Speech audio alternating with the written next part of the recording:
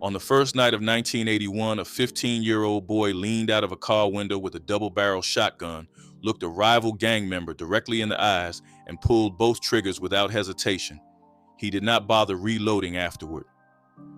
By the time the sun came up on New Year's Day, 5 people connected to a rival set were dead, gunned down across 3 separate neighborhoods in a single coordinated night of retaliation, all because the boy's older brother had been shot 6 times 2 nights earlier. The shooter would later describe the feeling that came over him in that moment with unsettling clarity. He had become, in his own words, more of a killer, more of a monster. That boy was Kershawn Scott, known to the world as Little Monster, the younger brother of one of the most infamous gang figures in Los Angeles history, Cody Scott, better known as Monster Cody. This is the story of how a 12-year-old from a fractured Texas transplant family ended up committing one of the most brutal, retaliatory killing sprees in South Central Los Angeles gang history at 15, walked out of custody as a young man during the height of the crack era, became an unlikely media spokesman during the 1992 Los Angeles riots, briefly worked security for Tupac Shakur, and ultimately lived long enough to watch his own violent legend fade quietly into a life working behind the scenes on film sets. He is 61 years old today. His brother did not live to see that age, a difference of fate that hangs over the entire arc of this story from beginning to end. It is also, in a quieter way, a story about what it looks like to survive the exact kind of violence that defines so many true crime narratives without ever fully escaping its gravity. Little Monster did not simply vanish after his release from custody, nor did he ride his early notoriety into a clean redemption arc. His life afterward moved through periods of media fame, genuine attempts at reinvention, personal collapse, and eventual quiet obscurity, a trajectory far messier and far more human than the mythology built around his teenage nickname would ever suggest on its own. Very few people who commit that level of violence as teenagers live long enough to reflect on it from the vantage point of late middle age. Fewer still get the chance to reshape their public identity multiple times over, and almost none end up quietly working behind the camera on major studio productions decades after their name first made national news for entirely different reasons.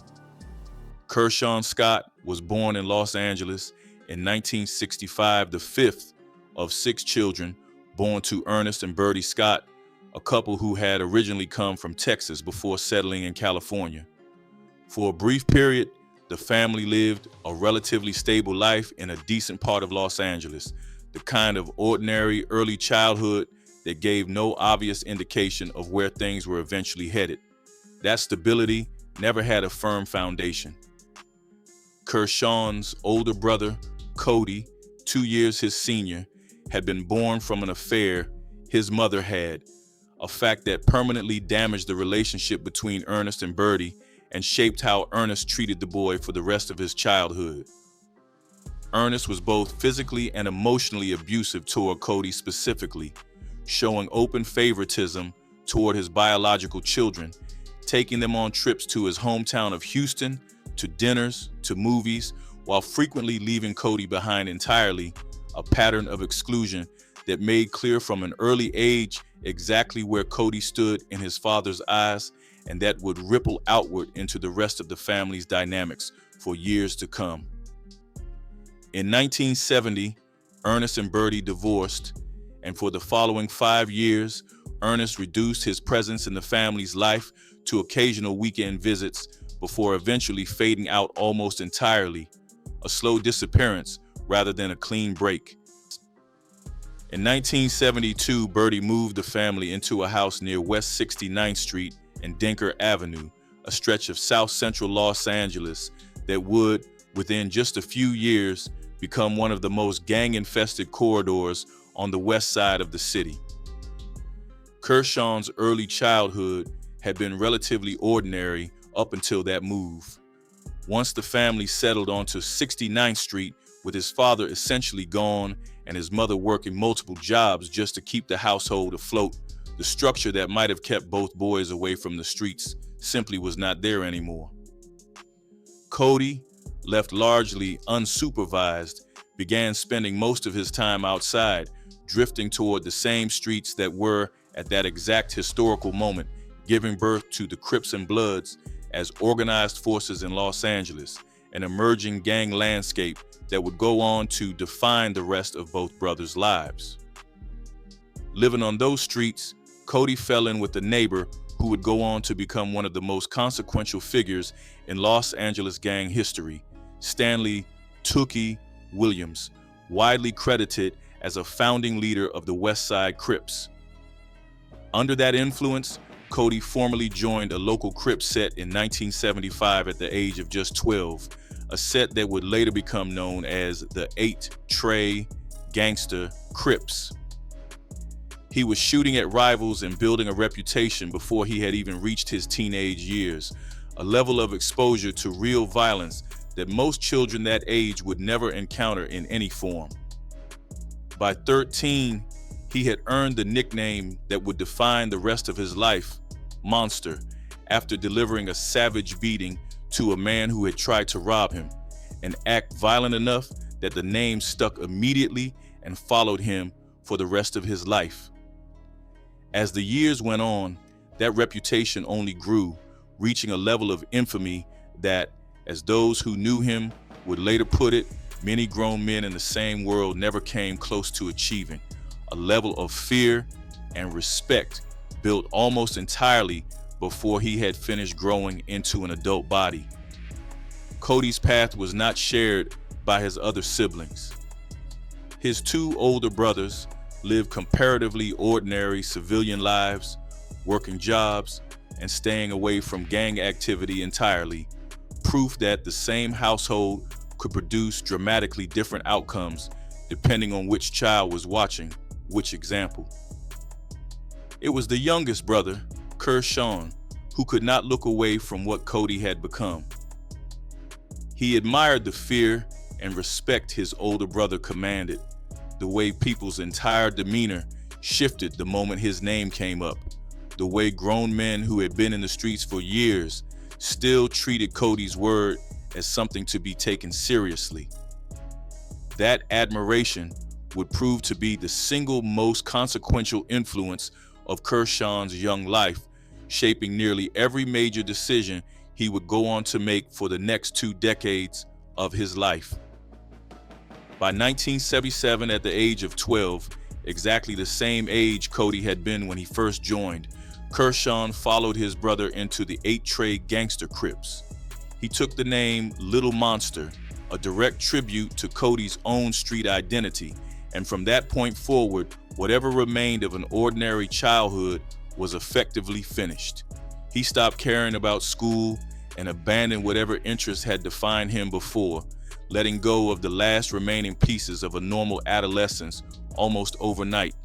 He was no longer simply Kershawn. He was Little Monster now, fully absorbed into a life defined by loyalty to his set and to his brother's legacy, and the city around him only grew more dangerous with each passing year, as if the streets themselves were accelerating to match his own transformation into someone the neighborhood would eventually come to fear in his own right. He was arrested for robbery and grand theft auto at just 13 years old, spending 6 months in custody, the longest stretch he had served up to that point, a sentence that in hindsight looks almost minor compared to what was still to come, a preview of a legal system he would spend the next several years cycling in and out of, with increasingly serious consequences attached to each new offense. Meanwhile, the broader gang landscape of Los Angeles was hardening around him. What had started as Crip versus Blood conflict escalated by the end of the decade into brutal Crip-on-Crip warfare as well, a shift that added an entirely new and unpredictable layer of danger to daily life in South Central. In 1979, the Rollin 60s, once close allies of the 8 Trey Gangster Crips, became bitter enemies after a Rollins 60 member was killed in a death blamed on the 8 Trays. That single rupture set off a war that would claim numerous lives across South Central and would very nearly claim both Scott brothers before it was through, a conflict that, by the time it fully erupted, had already been simmering for years beneath the surface of what had once been a functional alliance. On December 31st, 1980, 17-year-old Monster Cody was ambushed and shot 6 times by 3 adult members of the Rollins 60s, set up, according to accounts of the incident, by a group of girls connected to one of his own friends within the set, a betrayal orchestrated from within circles he had trusted enough to let his guard down around. Cody would later describe the attack in vivid, almost clinical detail. A man in a pea coat who struggled to free his gun from beneath the buttons of his own jacket before shooting him point blank in the stomach, the force of the impact throwing him against the wall even as the pain barely registered in the shock of the moment. Acting purely on instinct, Cody rushed the shooter and tried to grab the weapon, only to be shot again through the left hand, an injury violent enough that his own hand hit the wall as though it had been blown clean off. He turned to run and took a 3rd round in the back, which knocked him face down onto the pavement. As he struggled back up onto his knees, the shooter kicked him back down and fired 3 more rounds into his left leg as he raised it in a desperate attempt to shield himself. Only then did the attackers finally flee, leaving him bleeding in the street, while the friend who had been with him earlier that night, having fled the moment the confrontation began, eventually returned to ask what had happened, seemingly oblivious to the fact that his friend had just been shot repeatedly at close range. Cody survived, though he spent the following weeks hospitalized while recovering from wounds that by any reasonable measure should have killed him outright. For his 15-year-old brother, hearing the news that night set off something that could not simply be talked down, even though the older, more experienced members of the 8 Trays initially tried to do exactly that, warning Little Monster that both police and rivals would be expecting immediate retaliation and that acting too quickly could be a fatal mistake for him as well. That warning, sound as it may have been from a purely tactical standpoint, did nothing to actually change what Little Monster intended to do once the shock of the news had settled into something closer to cold resolve. Little Monster did not wait long. He arranged to get his hands on firearms for the retaliation he was already planning, and in a detail that captures just how deeply the violence had been normalized within his own household, his father supplied him with the weapons, shotguns, and handguns both, an act that says as much about the surrounding culture of violence as anything Little Monster himself did that night. On New Year's Day of 1981, Kershaw and several other teenage members of the 8 Trays set out across 3 separate rival neighborhoods, all connected in some way to the set responsible for shooting his brother. According to his own later account, he was not satisfied simply targeting the one neighborhood directly responsible. He wanted every affiliated set in the area to understand unmistakably that retaliation would be swift and would not discriminate by exactly which individuals had pulled the trigger on Cody, a decision that transformed a personal act of revenge into something closer to a citywide statement of intent. The first shooting of the night targeted 2 teenagers standing outside a house party being thrown in Rollins 60s territory. Later that same evening, he shot another teenager to death in a drive-by as the young man simply walked down the street, going about an entirely ordinary evening with no idea what was coming. Little Monster carried a double-barrel 12-gauge shotgun that night, while the others in his group carried weapons capable of firing multiple rounds without reloading, which meant that every single time they pulled up on a target, he was given the first shot, a role he later described taking on with a kind of grim pride. In one especially chilling moment he later described, the car pulled up so close and so quietly to one target that when Little Monster leaned out the window and called out, the man turned around to find the barrel of the shotgun nearly touching his face. Their eyes met for a moment before Little Monster pulled both triggers, confident enough in the kill that he did not even bother reloading afterward, an act of certainty that speaks to just how far his mindset had already traveled from the boy who had simply idolized his older brother years earlier, now capable of ending a stranger's life with the same casual confidence most 15-year-olds reserve for far smaller decisions. By the time the violence finally stopped, 5 people connected to rival sets were dead, all killed within a matter of hours by a 15-year-old and his teenage companions, a body count that would come to define the rest of Little Monster's public identity for decades afterward, regardless of anything else he would go on to do with his life. Monster Cody, reflecting later on his own brother's actions that night, described feeling proud that Kershaw had been able to rise above the raw emotion of watching his brother get shot and instead handle business with that level of cold precision, a statement that, on its own, reveals as much about the value system both brothers had absorbed as anything else in the entire story. For all the calculated brutality of that night, the aftermath revealed just how young and inexperienced the shooters actually were when it came to covering their tracks, a stark contrast to how methodical they had been in carrying out the killings themselves. They never disposed of the stolen van used during the shootings, and when police raided the 8-tray gangster Crip's local hangout, they found it stocked with weapons. Investigators also recovered a letter Little Monster had written to a friend in jail,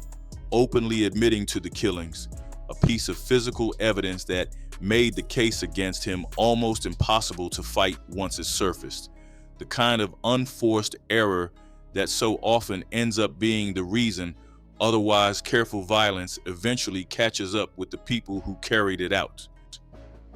Monster Cody himself was initially arrested in connection with the shootings, but once it became clear that his own injuries made it physically impossible for him to have been the shooter,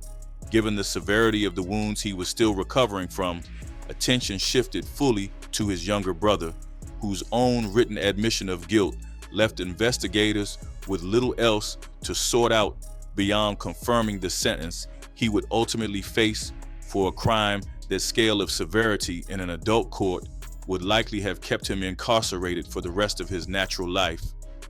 Little Monster was arrested and, tried as a juvenile, was sentenced to 5 years in the California Youth Authority for the killings, a relatively light sentence given the scale of what he had actually done, a leniency made possible largely by his age at the time of the crimes and by a juvenile justice system built around the presumption that even the most violent teenage offenders retain some meaningful capacity for change. He was released by the time he turned 21, walking back out into a Los Angeles that had transformed almost beyond recognition during his years in custody. He had gone into juvenile detention before crack cocaine had reshaped the entire economy of the streets he came from,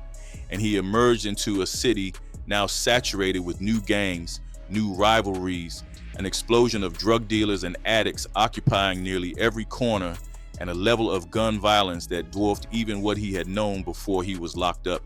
A transformation so complete that longtime residents of the same neighborhood often described barely recognizing their own blocks.